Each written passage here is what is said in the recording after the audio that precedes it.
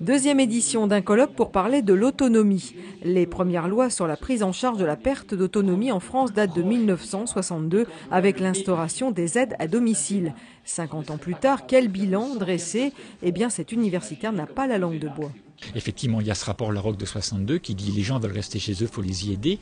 Et la Cour des comptes en 2005 disait grosso modo en 40 ans, on a fait des choses mais aucun gouvernement, quel qu'il soit, n'a été jusqu'au bout. Le courage, c'est mettre un peu plus d'argent, notamment sur les services à domicile. On sait que les gens veulent rester chez eux.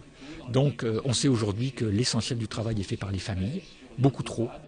Bernard Ennuyé pointe également du doigt les manques de cohérence entre les différents dispositifs. À 50 ans en Yvelines, l'exemple pourrait venir de Girondicap, un groupement de coopération qui intervient dans le domaine de la gérontologie et du handicap. C'est lui qui est à l'origine de ce colloque.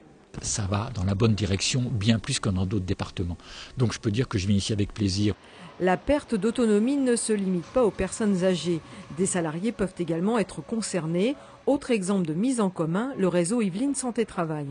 Nous avons des équipes qui sont des équipes pluridisciplinaires puisque souvent il y a plusieurs causes ou surtout plusieurs types de problèmes. Il y a un ergonome, il y a une juriste, il y a un psychologue et une assistante sociale. Nous appliquons une méthodologie qui est reconnue nationalement.